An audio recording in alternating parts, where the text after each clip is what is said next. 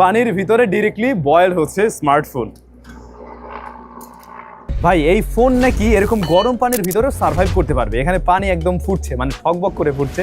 তো আমরা এই ডিভাইসটা পানির মধ্যে ফেলে দেখবো আসলে সে সার্ভাইভ করতে পারে কিনা। তবে তার আগে দেখুন ফোনটা জীবিত আছে কিনা। একদম ঠিকঠাক আছে এবং আমরা ক্যামেরায় ভিডিও রেকর্ড দিয়ে দিচ্ছি। ওকে, এই যে পানি যে ফুটছে আপনারা এইটার ক্যামেরাতেই দেখুন। এই তো পানি একদম ফুটছে। আসলে এখানে অনেক বাতাস আছে, তো মাঝে মাঝে একটু ঝামেলা করছে। তো এই অবস্থায় ক্যামেরা রানিং রয়েছে। এই অবস্থায় আমরা কি করব, এই ফোনটাকে পানির মধ্যে ফেলে দেবো এবং 5 সেকেন্ড পানির মধ্যে ফেলে দিয়েছি। এবং যদি টেম্পারেচার দেখি রাইট নাও 62। আয় হাই, কি অবস্থা, কয় সেকেন্ড গেল পানির ভিতরে। আমি একটু নাড়াচাড়াই দিই এটাকে, না কি একটা অবস্থা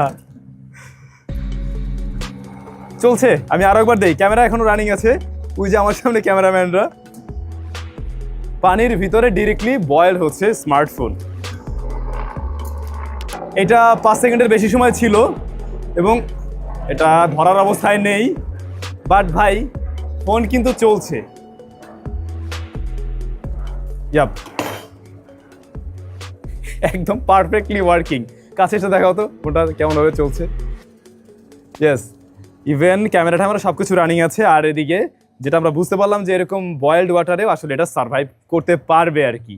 ভাই সিরিয়াসলি বলছি, একটা স্মার্টফোন দিয়ে এই ধরনের কাজ করব কখনো এটা আমি ভুলেও ভাবিনি। মানে একটা ফোনকে লিটারেলি পানির মধ্যে দিয়ে বয়েল করা ট্রাই করব এবং সেটা ঠিকই থাকবে। ইন্টারেস্টিং। আপনাদের বোধহয় খেয়াল আছে, অনারের এই সিরিজেরই আরেকটা ডিভাইসের উপর দিয়ে আমি গাড়ি উঠিয়ে দিয়েছিলাম, অনার X9B। তো ওইটাও টিকে গিয়েছিল। তো ওরা এবারে বললো এটা নাকি আরও বেশি ডিউরেবল, আরও বেশি শক্তপোক্ত, এবং বললো ভাই চাইলে পানিতে আপনি গরম পানিতে এটাকে কিছু সময়ের জন্য সিদ্ধও করতে পারেন। সো আমি ট্রাই করে দেখলাম আর কি। যাই হোক, ব্যাপারটা খারাপ না, বাট একটা ব্যাপার তো খারাপ লেগে গেছে অলরেডি। সেটা হলো ফোনটার রিয়ার প্যানেলটাতে বেশ ভালো রকমের ফিঙ্গারপ্রিন্ট বসে, খুব বেশিই বসে।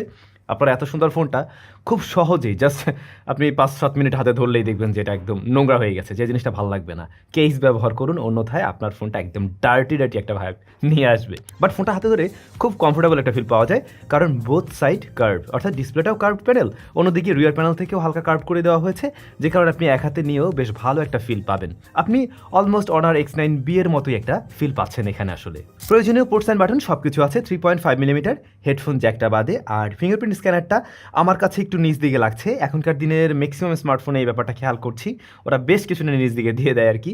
তবে এটা ইউজ টু হওয়ার ব্যাপার। আর এইটার ক্ষেত্রে দেখছিলাম একুরেট রেজাল্ট দেয় এবং মোটামুটি ফার্স্টই আনলক করতে পারে আর কি। বডি ফ্রেমটা প্লাস্টিকে তৈরি, ওজন 189 গ্রাম, যেটা আমার কাছে স্ট্যান্ডার্ড লেগেছে ফোনের সাইজ অনুযায়ী। IP65 রেটিং আছে এখানে, এবং অলরেডি দেখলেন গরম পানিতেই চুবালাম, তো সমস্যা হয়নি তাতে। বাট আমার মনে হয় গরম পানিতে বেশি সময় রাখলে যে জিনিসটা হবে, আস্তে আস্তে আঠা খুলে যাওয়ার পসিবিলিটি থাকলেও থাকতে পারে। তাছাড়াও এই গরম পানিতে আমরা যখন অধিক সময় রাখছিলাম, এই ফোনটা কিন্তু ওয়ার্নিং দিচ্ছিল ওভারহিটিংয়ের।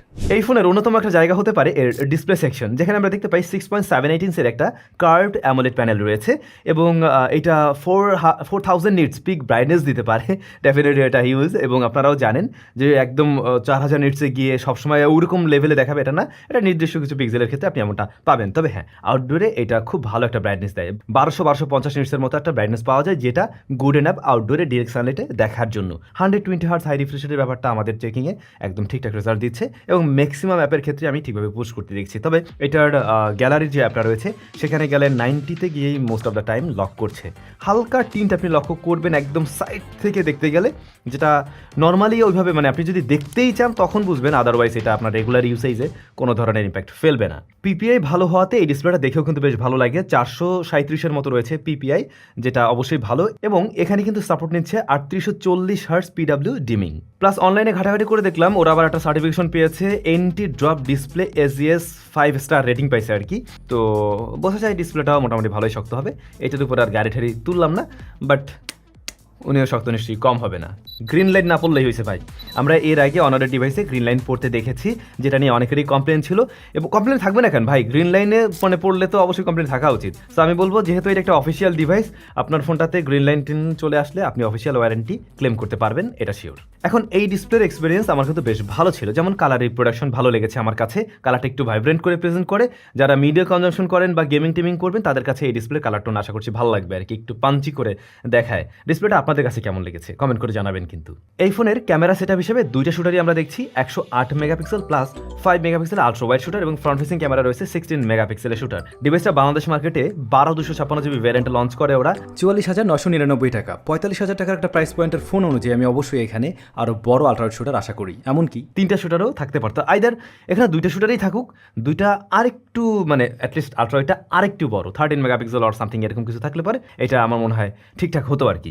এই ফোনটা আমার কাছে আছে গত ডিসেম্বর থেকে, তার মানে বেশ কয়েক মাস, এবং এই স্মার্টফোনটি নিয়ে আমি কিন্তু চায়নাতেও গিয়েছিলাম। তো চায়না যখন ঘুরছিলাম তখন মোটামুটি এই ফোন দিয়ে বেশ কিছু ছবি তোলা হয়েছে, এবং ছবি দেখলেই বুঝতে পারছেন বাংলাদেশের তুলনায় চায়নার ছবিগুলো বরং আরও বেশি সুন্দর লাগছে। তবে যে ব্যাপারটা আমি নোটিস করলাম সেটা হচ্ছে এটা একটু কন্ট্রাস্টি করে ছবিগুলো প্রেজেন্ট করে, কালারটাও একটু পাঞ্চের দিকে থাকে, বাট দেখতে সেটা খারাপ লাগে না, ওয়ার্মের দিকেও একটা টোন আছে। ডাইনামিক রেঞ্জ আরও একটু ওয়াইডার আশা করছিলাম এই ডিভাইস থেকে, তবে অটো ফোকাসিংটা বেশ ভালো রেজাল্ট দিয়েছে, প্লাস এটা শাটার স্পিডও মোটামুটি ডিসেন্ট একটা জায়গায় আছে, খুব ফাস্টার না আবার স্লোর দিকেও না। দিনের বেলা তোলা ছবিতে মানে প্রপার আলোতে তোলা ছবিতে আপনি ভালোই ডিটেল পাবেন এবং জুম করে নিয়েও চাইলে ব্যবহার করতে পারবেন, বাট ওই কন্ট্রাস্টের পরিমাণটা আমার কাছে একটু বেশিই লাগছে যেন প্রায় প্রত্যেকটা জায়গায় বা প্রত্যেকটা দেশেই। কিন্তু বাংলাদেশের তুলনায় অবশ্যই বাইরের ছবিগুলো আরও বেশি ক্লিয়ার লাগছে, কারণ বাংলাদেশে আমরা ওয়েদার ঠিক না, আমাদের পরিবেশটাই এমন যেখানে প্রচুর ধুলাবালি থাকে, বাট দেখেন সেম ফোন সেম ক্যামেরা বাইরের দেশে কত বেশি ক্লিন লাগছে। এটাই হচ্ছে গিয়ে বিষয়, যে কারণে বাংলাদেশ থেকে অনেক সময় মানে ফোনের রেজাল্ট একরকম দেখি, বাইরে গেলে আবার অন্যরকম দেখি আমরা। বাট এইটা আবার দুই দেশের জন্যই প্রযোজ্য, মানে লো লাইটের দিকে ইনডোর লাইটিং কন্ডিশনে বা আর্টিফিশিয়াল লাইটিং কন্ডিশনে এই স্মার্টফোনের ছবিগুলো আমার কাছে অনেকটাই সফট মনে হয়েছে, যেখানে আউটডোরে আরও বেশি ডিটেলড লাগছিল। আলট্রাওয়াইড শুটার মেগাপিক্সেলের দিক থেকে ছোট হলেও এর ছবিগুলো দেখতে বেশ সুন্দর লাগে মিন্স বেশ কালারফুল ভাইব্রেন্ট টাইপের ছবি, এবং দিনের বেলার ছবিগুলোতে কিন্তু বেশ ভালোই লাইট দেখা যায়। সেই সাথে ডাইনামিক রেঞ্জ হ্যান্ডেলও খারাপ ছিল না as a ultra wide shooter, but এটা যেহেতু কম মেগাপিক্সেলের তো চাইলে ছবিগুলোকে আপনি জুমটুম করে ব্যবহার করতে পারবেন না, ডিটেলের পরিমাণ আপনার কাছে কিছুটা কম মনে হবে। তবে যদি মেইন ক্যামেরার পাশাপাশি আলট্রাওয়াইডকে কম্পেয়ার করতে চান সেক্ষেত্রে কালারের একটা সিমিলারিটিস আপনি পেয়ে যাবেন, বাট এখানেও বড় ভাইয়ের মতো আমরা কিছুটা কন্ট্রাস্টে হতে দেখছি, তুলনামূলকভাবে বেশি মনে হয়েছে। আমি এই শুটারটা সত্যি আরেকটু বড়সড় আশা করছিলাম, সেক্ষেত্রে নিশ্চয়ই এই আলট্রাওয়াইডটা আরও এক ধাপ এগিয়ে থাকতে পারতো। তারপরেও আশা করছি এই আলট্রাওয়াইড আপনি কাজে লাগাতে পারবেন, তবে আমি বলবো প্রপার লাইটিং কন্ডিশনে এই আলট্রাওয়াইড দিয়ে ছবি নেওয়ার জন্য, কারণ লো লাইটে এটা খুব একটা পারদর্শী না কিন্তু। X9C দিয়ে পোর্ট্রেট তোলা যাবে 3টা ফোকাল লেন্থে 1x, 2x এবং 3x-এ। তো 1x-এর ক্ষেত্রে আমরা দেখছি একটু কন্ট্রাস্টের পরিমাণ এখানেও বেশি এবং একটু ডার্ক লাগে, বরং আপনি 2x এবং 3x-এর ক্ষেত্রে স্কিন টোনটা বেটার পাবেন, বাট 3x-এ গেলে একটু সফট করে ফেলে খুব স্বাভাবিকভাবেই, কারণ এখানে কোনো টেলিফটো জুম লেন্স নেই। এর বাইরে আপনার স্কিনটাকে হালকা ফর্সা করে দেবে, তবে এজ ডিটেকশন ভালো এবং ব্যাকগ্রাউন্ড ব্লারনেস আর্টিফিশিয়াল লাগছে না। মেইন ক্যামেরা নাইট মোডে ছবি তোলা মাত্রই বুঝতে পারবেন ছবিগুলো মোটামুটি ভালোই শার্প, ডিটেলও আছে, তবে ছবিগুলোতে কন্ট্রাস্টের পরিমাণ অবশ্যই বেশি এবং একটু ওভার কন্ট্রাস্টই লাগে, এটা আর একটু লেস কন্ট্রাস্ট হলে বরং বেশি ভালো লাগতো। বেশি হাইলাইট চলে আসলেও সেটাকে ব্যালেন্স করার ট্রাই করে, বাট ওই কন্ট্রাস্টের পরিমাণটা আর একটু কম থাকলে ছবিগুলো আরও সুন্দর লাগতো। ফ্রন্ট ফেসিং ক্যামেরাটা কিন্তু আমার কাছে ভালোই লেগেছে, যেমনটা আপনারা দেখছেন ডাইনামিক রেঞ্জ হ্যান্ডেল কিন্তু বেশ ভালোই করছে এখানে as a front facing camera, এবং হ্যাঁ আউটডোরে বাইরে যে ছবিগুলো আমি তুলছিলাম মূলত সেগুলোর ক্লারিটি কিন্তু বেশ ভালো দেখছি। বাংলাদেশের ক্ষেত্রে ওই একই রকমভাবে আমরা একটু ঘোলা দেখি, সেটা এখানেও আছে। আবার এই ছবিটাতে ডাইনামিক রেঞ্জ হ্যান্ডেল একটু পিছিয়েও আছে, তবে লো লাইটের দিকে এটা সফট করে অনেকটাই ডে লাইটের তুলনায়।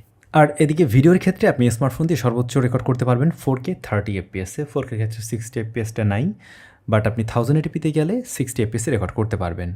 4K ভিডিওতে স্ট্যাবিলিটিরও অভাব বোধ করবেন অবশ্যই, তবে স্ট্যাবলভাবে শ্যুট করতে পারলে কিন্তু এর ভিডিও ফুটেজ কাজে লাগাতে পারবেন।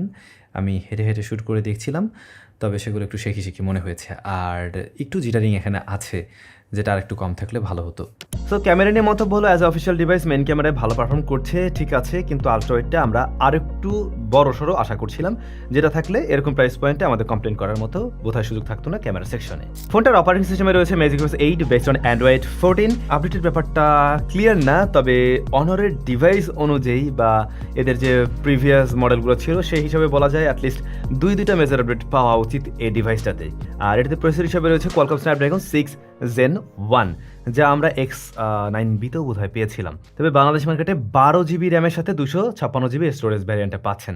এখন এইটার যদি আরেকটা ছোটো ভ্যারিয়েন্ট থাকতো যেটা 8 জিবি, যেটার দাম আরও কিছুটা কম হইতো, তাহলে বোধহয় কিছু সংখ্যক মানুষের জন্য সুবিধা হতো। অনেকেরই আছে যাদের অনেক বেশি র্যামের প্রয়োজন হয়তো পড়ে না, মানে যারা মাল্টিটাস্কিংয়ের কাজ কম করেন তাদের কাছে আসলে 8 GB RAM good enough. 8 GB RAM দিয়ে যথেষ্ট ভালোভাবেও হ্যান্ডেল করা যায় একটা ফোনকে। তো বরং ওরকম কিছু একটা থাকলে আমরা আরেকটু কম দামে কিনতে পারতাম, যেটা 40,000-এর নিচে থাকতো এবং সুন্দর একটা একটা ডিল হতে পারতো। পার্সোনালি আমার কাছে অনারের যে ইউআইটা এটা বেশ ভালোই মনে হয় এবং বেশ ইউজার ফ্রেন্ডলি, যেখানে প্রয়োজনীয় সমস্ত ফিচারগুলো রয়েছে, আবার অন্যদিকে খুব বেশি ভারী না, বাগ হাতি ঘোড়ার দেখাও আমরা একটু কমেই পাই। এই ফোনটা ডে টু ডে লাইফে খুব ভালো পারফর্ম করেছে, যেখানে আমরা খুব বেশি হিট জেনারেট করতে দেখিনি, যখন কিনা আমরা অ্যাট এ টাইমও বেশ কিছু অ্যাপ্লিকেশন নিয়ে কাজ করছিলাম, বা ভারী অ্যাপ্লিকেশনগুলোতেও কোনো ধরনের সমস্যা তৈরি করেনি। এবং এর যে 12 জিবি র্যাম রয়েছে, যেটা অনেকগুলো অ্যাপকে খুব ভালোভাবে সামলাতে পারে। র্যাম ম্যানেজমেন্ট খুব আহামরি মানে না হলেও আপনি দেখবেন যে ভালো রেজাল্ট পাচ্ছেন এই বড় র্যামটার কারণে। স্ন্যাপড্রাগন 6 Gen 1 এই প্রসেসরটা কিন্তু খুব আহামরি লেভেলের ব্যাটারি বার্ন করে না, এটা 4nm এর একটি এসওসি। এমনকি আমরা লং টাইম ব্যবহার করে দেখেছি, যেখানে ভারী অ্যাপ্লিকেশনগুলো ব্যবহার করা হচ্ছিল কিংবা গেমিংও করা হচ্ছিল, খুব বেশি গরমও হয় না এবং ব্যাটারিও কম বার্ন করে। বাট পারফরমেন্স যে একদম উড়োদুরা দিতে পারছে এমনটাও না, কারণ এই প্রসেসরের তো একটা লিমিটেশনস আছে, আর এটা ওই লেভেলের প্রসেসর না যেটা 44,000 টাকায় দিচ্ছে আর কি। এখন এই 44,000 টাকায় আপনি যদি গেমিংয়ের জন্য ডেডিকেটেড কোনো একটা ডিভাইস কিনতে চান, তাহলে এটা কিন্তু আপনার জন্য ভালো ডিল হচ্ছে না। আপনি এর থেকে একটা ওই মানে সময় কাটানোর মতো আমি বলবো এরকম রেজাল্ট পেতে পারেন, বা শখের গেমার সেক্ষেত্রে আপনাকে হয়তো সন্তুষ্ট করবে। কিন্তু আপনি যদি গেমিংয়ের জন্যই আপনার ডিভাইস নিতে হয়, তাহলে আপনার জন্য সবচেয়ে বেস্ট অপশন গ্রে মার্কেটের যে ফোনগুলো রয়েছে, যেগুলোতে বেটার চিপ আছে সেগুলো। কিন্তু সেগুলো কেনার জন্য আমি কাউকে সাজেশন দিচ্ছি না, কম্প্যারিজনে আসলে ওইটা হয় আর কি, আপনি বুঝতে পারছেন। সো এইটা দিয়ে আমরা টুকটাক গেমিং করে দেখছিলাম, যেমন পাবজির ক্ষেত্রে আমরা দেখলাম হ্যাঁ ফার্স্টের দিকে ভালো রেজাল্ট দেয়, তবে যদি একটু লোয়ার সেটিংসে নিয়ে খেলেন, সর্বোচ্চ সেটিংসে না খেলে লোয়ার সেটিংসে ম্যাক্সে না খেলে, তখন এটা মোটামুটি একটা ভালো আউটপুট দিচ্ছে লং টার্মে গিয়েও। এছাড়া মাঝে মাঝে একটু চপিনেস পেয়েছি হাইয়েস্ট সেটিংসে। অন্যদিকে আমরা যখন এটাতে আবার গেনশন ইম্প্যাক্টও ট্রাই করছিলাম, ওই গেম খেলতে গিয়ে দেখলাম এই ফোনটাকে ভালোই নাকানে চুবানি দিচ্ছে আর কি।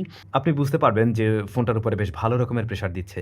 হ্যাঁ একেবারে লোয়ার সেটিংসে আপনি প্লেয়াবল রেজাল্ট পাবেন, তবে আমার মনে হয় না গেনশনের জন্য এই ফোনটাকে রিকমেন্ড করা যায়। বাট সিওডি অ্যাশপালস 9 এই গেমগুলো কিন্তু একেবারে ডিসেন্ট একটা রেজাল্ট দিচ্ছে এই ডিভাইসে, বেশ স্মুথ রেজাল্ট দিচ্ছে, বিকজ অফ ওই গেমগুলো এমনিতে অনেক বেশি অপটিমাইজড। সো বিষয় ওটাই দাঁড়ায়, এই ফোনটা থেকে রেগুলার পারফরমেন্স ভালো পাবেন, আপনি সময় কাটানোর মতো বা শখের গেমার হয়ে থাকলে আপনাকে মোটামুটি সন্তুষ্ট করতে পারবে, কিন্তু একদম ডেডিকেটেড গেমিংয়ের জন্য এই ডিভাইসটা আপনার জন্য হচ্ছে না।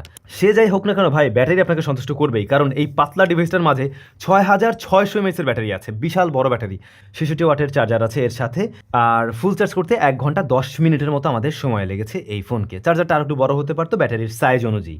এখন ব্যাকআপ আপনি খুব ভালো পাবেন, 9 ঘন্টার মতো এসওটি পেয়েছি আমরা এখানে, মোটামুটি তাতে একটু হেভি ইউজেস ছিল। এই ফোনটা নিয়ে আমি ইভেন চায়নাতেও গিয়েছিলাম, ফোনটা তখনও রেগুলার ব্যবহার করা হয়েছে, এমনকি এইটাকে আমি হটস্পট হিসেবে মানে পোর্টেবল রাউটার হিসেবে ব্যবহার করছিলাম। তো তাতে করেও দেখছিলাম রাউটার হিসেবে ব্যবহার করলে এটা মোটামুটি হিট জেনারেট করে তখন, বাট ভালো একটা ব্যাটারি ব্যাকআপ পাওয়া যায় তখনও। আপনি একদিন প্লাস টাইম খুব সহজে ব্যবহার করতে পারবেন এই ডিভাইস, এরকম একদম নির্দ্বিধায় বলাই যায়। স্পিকার কোয়ালিটি ভালো, স্টেরিও স্পিকার পাবেন, এবং সাউন্ড কোয়ালিটি নিয়ে বলতে গেলে ক্ল্যারিটি ভালো ছিল। ফুল ভলিউমে আমার ডিভাইস থেকে আমি কোনো ধরনের ডিসটরশন আসলে পাইনি। হ্যাপটিক ফিডব্যাক বা ভাইব্রেশন মোটরটা এটা অ্যারাউন্ড 40K প্রাইস পয়েন্ট অনুযায়ী ওকে আছে এরকম আর কি। আর একটা জিনিস দেখলাম ব্লুটুথ 5.1 রয়েছে এটাতে, এইটা আরও লেটেস্ট থাকা উচিত ছিল, এই জায়গায় তো পিছিয়ে আছে। তো এই ছিল honour X9C। Honour X9C X9B এর তুলনায় অনেক ইমপ্রুভমেন্ট নিয়ে আসছে এমন না, হ্যাঁ কিছু কিছু জায়গায় আমরা নতুনত্ব দেখছি। এখন X9C এর ক্ষেত্রে আমার মনে হয়েছে দামটা আসলে অনেকটা বেশি হয়ে গেছে, এর দাম অবশ্যই আরও কিছুটা কম হওয়া উচিত ছিল, অথবা যে জায়গাগুলো ইমপ্রুভমেন্টের দরকার ছিল সেগুলো তো আমি বললামই। যেমন ওরা 5 মেগাপিক্সেলের জায়গায় আর একটু বড় সড়ো একটা আল্ট্রাওয়াইড দিতে পারতো, আর এসওসিতে এসে হ্যাঁ আর একটু বেটার কিছু দিলে আমরা দুই ধরনের কাস্টমারকে টার্গেট করতে দেখতাম। সেক্ষেত্রে গেমার টেমার যারা রয়েছেন তাদেরকেও খুব সহজে টার্গেট করা যেত অ্যাজ এ অফিসিয়াল ডিভাইস। আপনাদের কি মতামত এই ফোন সম্বন্ধে? কে অলরেডি ব্যবহার করছেন, কারা কিনছেন, কমেন্ট করে জানাবেন। দেখা হচ্ছে স্যামসাংয়ের নতুন ভিডিওতে। Till then take care.